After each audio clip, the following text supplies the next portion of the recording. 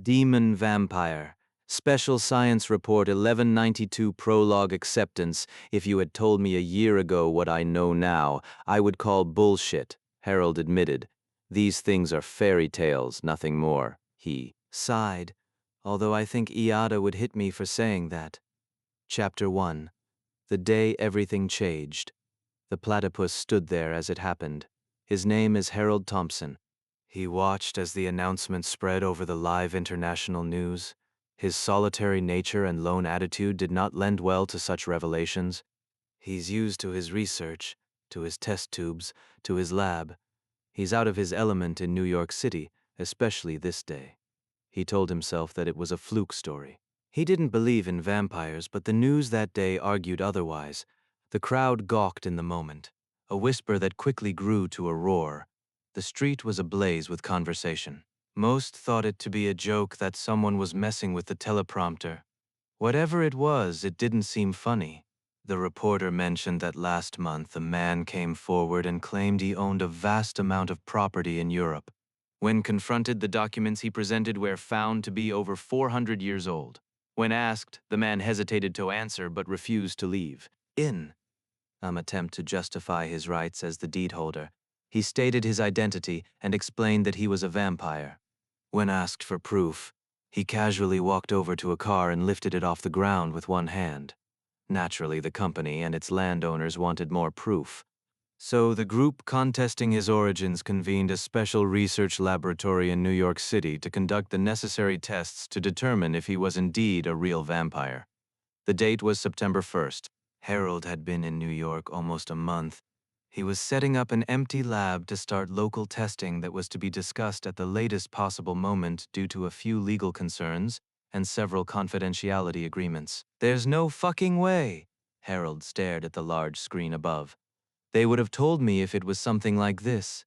He made his way uptown to his apartment. The high-rise offered a temporary home that was generous, even by his standards. He was used to free accommodations, but a spacious loft with a view was insane. There must have been a huge working budget to place him here. He opened the steel door. The chirp of his unconfigured voicemail confirmed that he had 2 new messages. Cardboard shipping boxes lined the walls 5 levels high. He was a master of procrastination outside of work. In 3 weeks, he had unpacked only 3 small boxes. 2 were clothing. The Othera were his computer and home phone.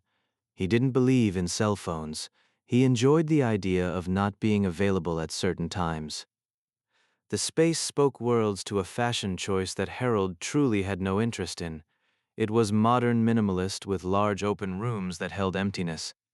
The kitchen consisted of flat steel appliances with small red accents on mahogany cabinets.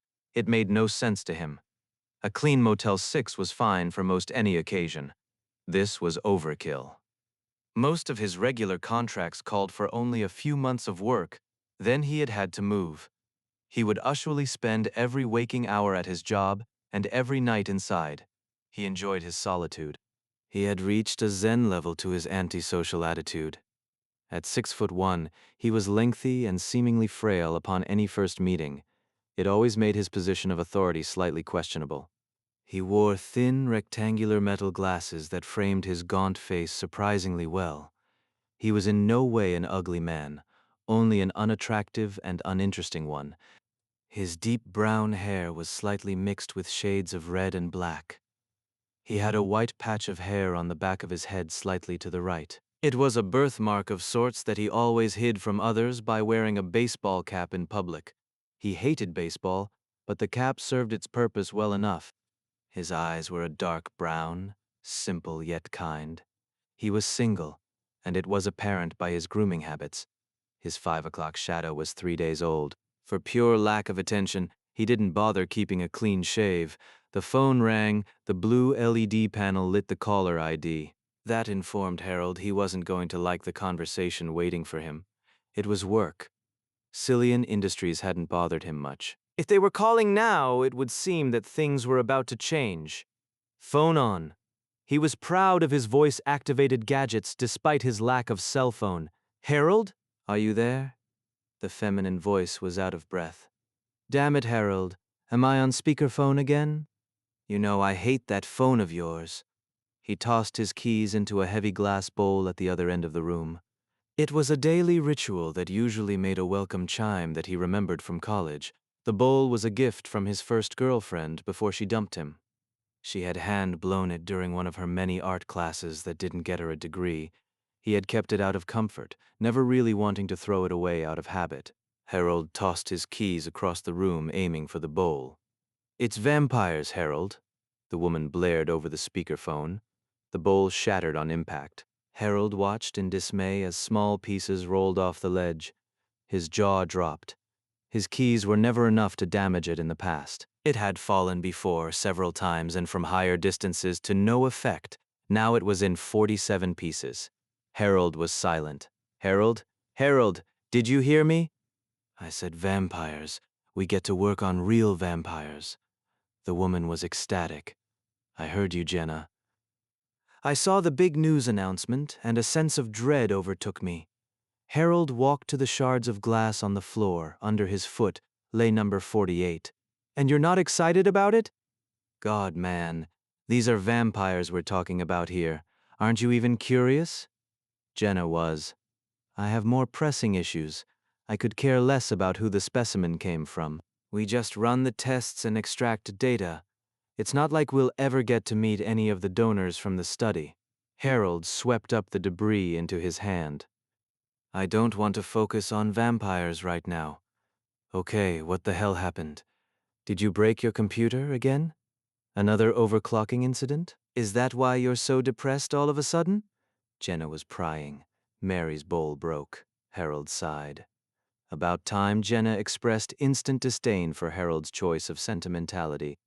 "I've hated that thing ever since that art reject ripped your heart out and served it to you in the form of a crappy ashtray." "It's not." Harold was cut off as he reached for the garbage bag near the window. "Bullshit. It's exactly like that. She held you back. You would have gone to medical school if it wasn't for her. She made you support her while she got her career in order, then left you in the defect bin." Jenna told the truth. Harold didn't want to hear it. "I would have gone. I just didn't have the time." Harold dusted off his hands into the large bag he had been using for a trash can. "Then can you tell me why you haven't tried again? Why you haven't picked up the desire you used to rant about 10 years ago in graduate school?" Jenna huffed. She knew the answer. Harold wasn't going to admit it no matter how hard she pushed him. "That's in the past now. I'm making a good living in this. I like it." Harold's words were convincing no one. "You need to get laid and find a good woman," Jenna instructed. "I tried that. Remember?" Harold said with disappointment. "Next time don't hit on a lesbian, especially one that's already your friend. My brain's just not wired in the way you want it to be. All you have to do is find one that is, and you're golden." Jenna was giving Harold relationship advice again. It was a tactic that had failed at the same step in countless attempts, the execution. Harold never followed through. Jenna hated it. "So just knock someone up, then find a good girl to settle down with. That's a great plan." Harold sighed, thinking about where to hang his keys. "You can be dense for a genius. You don't even know what it means to hook up. You should use protection. Don't be an idiot." Jenna scolded. Harold snapped back. "You never do." "That's because I don't have a dick." Jenna searched for the low blow. "And from the sounds of it, you don't either." "Goodbye, Jenna." Harold clicked the off button to his phone. "So tomorrow I'll be working on vampire blood. I wonder if they'll make us wear garlic in the lab," Harold said to himself. Harold's conversation with Jenna had exhausted him. He removed his dull coat and hung it on the closet door to the empty bedroom he was about to sleep in. He had only taken off his shirt when he heard it again. The answering machine still had 2 messages waiting. Harold made his way back to the phone base and clicked the irritating button. There was a beep. "Harold, it's Michelle Price, the operations manager at Cillian Industries. By now you've already seen the international story that's filling the airwaves. I need you to come in for an official briefing when you get the chance. There have been some additions to your team that I need to go over with you." Harold figured that Michelle would ask something along those lines. She was the type of person that cared more about policy and political correctness than most. There's also been a change in the setup of your lab, Michelle continued. Harold's knees got weak. We'll discuss everything when you get in tomorrow morning. Let's say 8:30 a.m., Michelle stated. Harold knew that she wasn't going to simply let him walk into the office without a date planned. Harold was a recluse at the best of times, though. Hearing about unauthorized changes to his lab stoked a fire in him that boiled his mind. This was supposed to be his project, his laboratory. Harold didn't like change. And Harold, tell Jenna she still has some of her things at my apartment. The message clicked off. Harold had known about Jenna's affair with Ms.